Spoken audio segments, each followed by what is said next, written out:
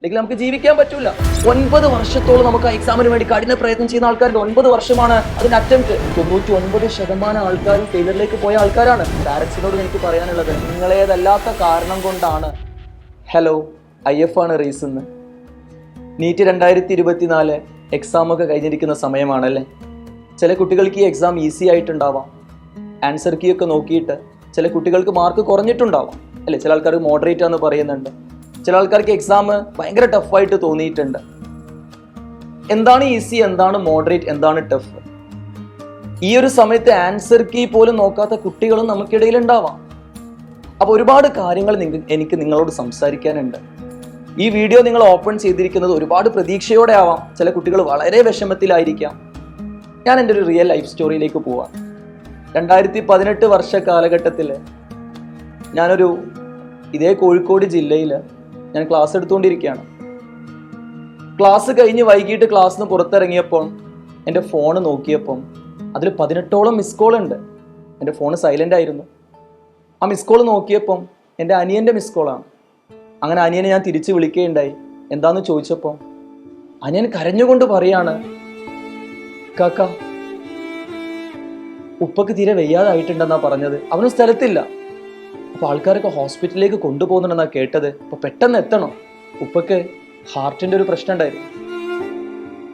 അപ്പോൾ ഭയങ്കര വിഷമത്തിൽ എന്ത് ചെയ്യണമെന്ന് അറിയാതെ ഞാൻ എൻ്റെ ഫ്രണ്ടിനെ വിളിച്ചു.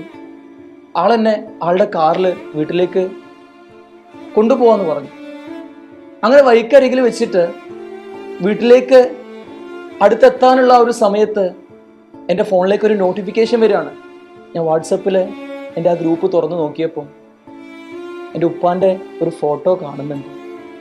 അതിൻ്റെ കൂടെ താഴെ ഡിസ്ക്രിപ്ഷനും ഉണ്ട്, ഉപ്പ മരണപ്പെട്ട വാർത്ത.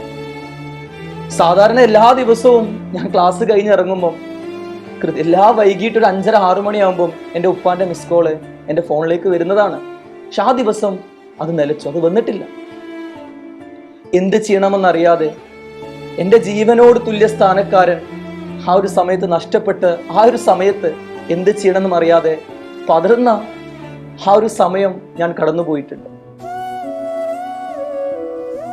ഇത്രയും വർഷം പിന്നിട്ടപ്പോൾ 5 വർഷത്തിലിപ്പുറം ഒരുപാട് കണ്ണുനീരുകള് പുറത്തേക്ക് കളയാതെ ഈ കാര്യം എനിക്ക് നിങ്ങളോട് സംസാരിക്കാൻ പറ്റുന്നുണ്ടെങ്കിൽ, ആ ധൈര്യം എനിക്ക് വാർത്തെടുക്കാൻ പറ്റുന്നുണ്ടെങ്കിൽ, അത് ആരുടെയൊക്കെയോ കളികളാ, ദൈവത്തിന്റെ കളികളാ. ഇത്രയും ധൈര്യം എനിക്ക് ഈ ഒരു സമയത്ത് എനിക്ക് കിട്ടിയിട്ടുണ്ടെങ്കിൽ എന്തുകൊണ്ട് നിങ്ങൾക്ക് കിട്ടുന്നില്ല? ഈ സമയവും കടന്നുപോകും. അപ്പൊ നമ്മളൊക്കെ ചെയ്യേണ്ടത്, നമ്മൾ ഒരുപാട് മിസ്റ്റേക്സ് നമ്മൾ ഈ എക്സാമിന് നമ്മൾ വരുത്തിയിട്ടുണ്ടാവാം. ആ മിസ്റ്റേക്സ് എന്താണെന്ന് മനസ്സിലാക്കിയിട്ട് വേണം നമുക്ക് മുന്നോട്ടേക്ക് സഞ്ചരിക്കാൻ. നിങ്ങൾക്കറിയാം, നമ്മളൊരു സിവിൽ സർവീസ് എക്സാം ആണെങ്കിൽ 9 വർഷത്തോളം നമുക്ക് ആ എക്സാമിന് വേണ്ടി കഠിന പ്രയത്നം ചെയ്യുന്ന ആൾക്കാരുടെ 9 വർഷമാണ് അതിന്റെ അറ്റംപ്റ്റ്. പക്ഷെ നീറ്റിനെ സംബന്ധിച്ച് അറ്റംപ്റ്റ് ഒന്നും ഒരു പ്രശ്നമേ ഇല്ല.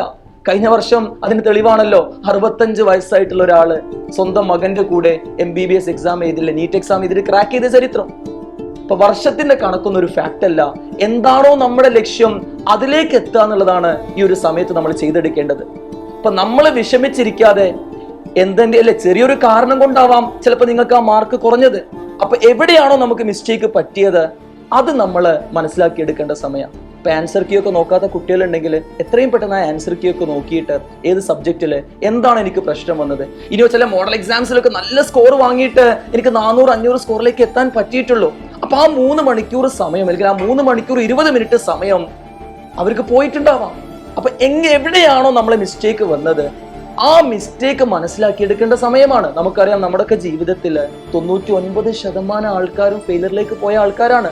1% ആൾക്കാർ മാത്രമേ വിജയം കൈവരിച്ചിട്ടുള്ളൂ.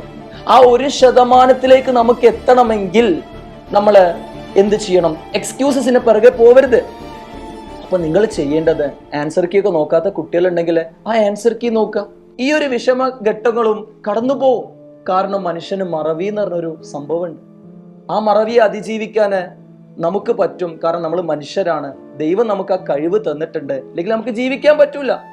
അപ്പൊ നിങ്ങള് വിഷമത്തിലിരിക്കുന്ന ആൾക്കാരുണ്ടെങ്കിൽ അവരോടാണ് എനിക്ക് പറയാനുള്ളത്, വിഷമം എന്നുള്ള ഒരു സംഭവം നിങ്ങൾ മാറ്റിവെച്ചാല് വിഷമിക്കാത്തതായിട്ട് ആരുമില്ല. പക്ഷെ ആ ഒരു സമയം കടന്നു പോവാണ്. സമയത്തിന് നമുക്ക് ഒരിക്കലും പിടിച്ചു വെക്കാൻ സാധിക്കൂല. അപ്പൊ ഈ ഒരു സമയത്ത് നിങ്ങൾ കൂളായിട്ടിരിക്കുക, നിങ്ങളെ രക്ഷിതാക്കളെ നിങ്ങൾ ചേർത്ത് പിടിക്കുക.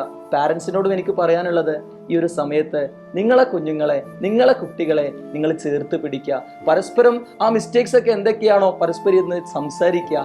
എക്സാമിനേഷനൊക്കെ എന്തൊക്കെയാണ് സംഭവിച്ചത്, ഇത് പല കുട്ടികൾക്ക് പല കാരണങ്ങളാവാം. അപ്പം ഈ ഒരു അവസ്ഥയിൽ നിങ്ങൾ ചെയ്യേണ്ടത് ആ മിസ്റ്റേക്സ് ആദ്യം മനസ്സിലാക്കുക. എവിടെയാണ് നമുക്ക് പാളിപ്പോയത് അത് നിങ്ങൾ കണ്ടെത്തുക. എന്നിട്ട് നിങ്ങൾ അതിനുള്ളൊരു സൊല്യൂഷൻ എന്താണ് അത് കണ്ടെത്തേണ്ട സമയമാണ്. സോ നമുക്ക് ജൂൺ 14 നമ്മളെ റിസൾട്ടിന് നമുക്ക് വെയിറ്റ് ചെയ്യാം. നമ്മൾ ഓൾ ഇന്ത്യ റാങ്കും നമുക്ക് നീറ്റ് എക്സാമിന് എത്രയാണ് സ്കോർ ലഭിക്കാൻ പോകുന്നത്, ഈ കാര്യങ്ങളൊക്കെ നമുക്ക് ജൂൺ 14 നമുക്ക് അറിയാൻ പറ്റും. അപ്പോൾ ആ ദിവസത്തിന് വേണ്ടി നമുക്ക് കാത്തിരിക്കാം. ആ ദിവസം നിങ്ങളുടേതാവട്ടെ, നമ്മളുടേതാവട്ടെ എന്ന് ഞാൻ പ്രാർത്ഥിക്കുകയാണ്. എല്ലാ ബെസ്റ്റ് വിഷസും എൻ്റെ ഭാഗത്തുനിന്നും റേസിൻ്റെ ഭാഗത്തുനിന്നും നിങ്ങളെ കൂടെയുണ്ട്. അപ്പം നിങ്ങൾ ചെയ്യേണ്ടത്, നിങ്ങൾ എന്ത് വിഷമമുണ്ടെങ്കിലും, എന്താണോ നിങ്ങൾ എക്സാമിന് ചില കാരണങ്ങൾ, നിങ്ങളേതല്ലാത്ത കാരണം കൊണ്ടാണ് ആ എക്സാമിനേഷൻ നിങ്ങൾക്ക് പോയതെങ്കിൽ നിങ്ങൾ ആ ഒരു റീസൺ നിങ്ങൾ കമൻറ്റിലൂടെ അറിയിക്കുക. നമ്മൾ എന്നും നിങ്ങളെ കൂടെയുണ്ട്. അപ്പം നമുക്ക് കാണാം.